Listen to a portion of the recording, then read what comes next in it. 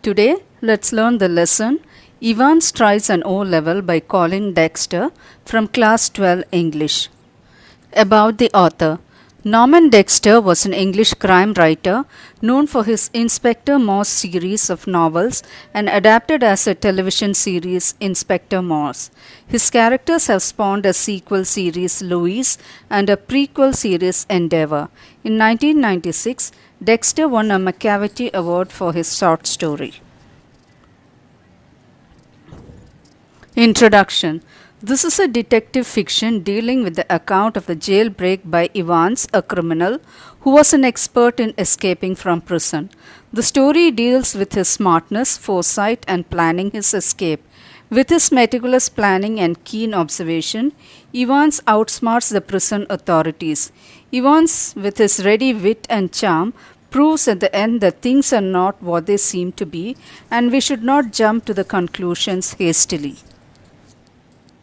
Let's look at the summary. Evans, a congenital kleptomaniac, was imprisoned thrice and had managed to escape from prison. It was for this reason that he was called Evans the Break. He was greatly skilled at impersonating other people. He expressed a desire to appear in O-level German examination, which was also his effort to break the prison. The governor contacted the examination board and arranged an O-level exam for Evans. The board contacted St. Mary Maggs and requested Reverend Stuart McLeary to go to the prison to invigilate the exam. The governor took utmost care to see that Evans would not use this opportunity to escape.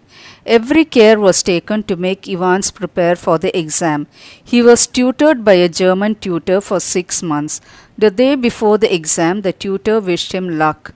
On the day of exam, Jackson visited Evans' cell and took away everything that may help him injure the invigilator, Reverend Stuart McLeary. At the same time, the prison officer Jackson and newly appointed officer Mr. Stephens were making sure that Evans had no potential weapon to make a jailbreak during the exam. Evans had put on a bobble hat. Inside the hat, Evans concealed his cropped hair, which he managed with merely a razor. When Jackson ordered him to remove that hat, Evans requested the officer, Mr. Jackson, to let him keep it as he considered the cap to be his lucky charm. Evans' cell was bugged so that the governor could himself listen to what transpired in the cell.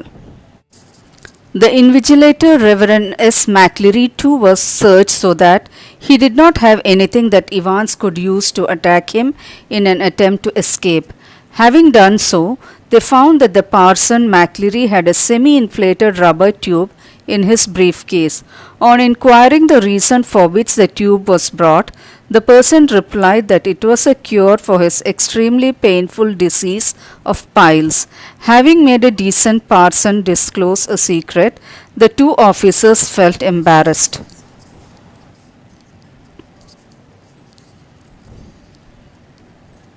The exam began. Stephen every now and then peeped into the cell. The exam went on smoothly. Exam began in full swing. The invigilator remained reading his magazine. Stephens went up and down the corridor. The governor himself listened to the loudspeaker that caught conversations from Evans' cell, and Jackson kept a watch of all the rest. The governor received a call from the examination center that there was a correction slip. The governor dialed the number to check but got the engaged tone on the other side. The governor assumed that he was overreacting. The invigilator instructed Evans to enter the index number as 313 and center number 271 on the sheet and begin the test. After the examination, McLeary left and being escorted out by Stephens, who noted that McLeary replied to his inquiry in a more pronounced Scots accent. When he returned to check on Evans, he saw him in the invigilators sprawled and bleeding. He assumed that Evans had attacked McLeary and escaped disguising as him. He informed the governor.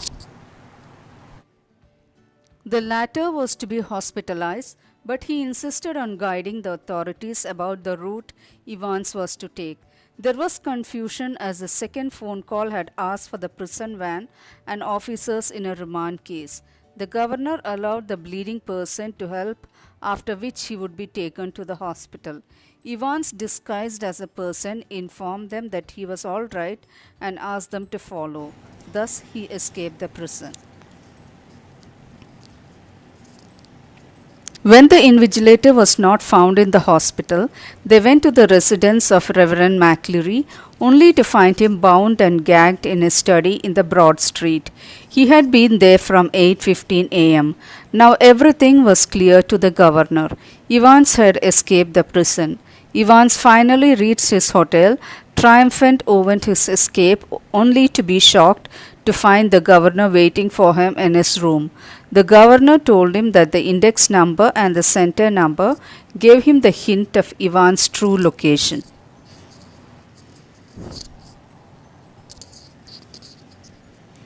Evans confessed for his act and shared the details of his plot, but by taking the hint from the question paper, the governor reached the hotel where Evans was and captured him and came to know how he planned his escape and said that his game was over.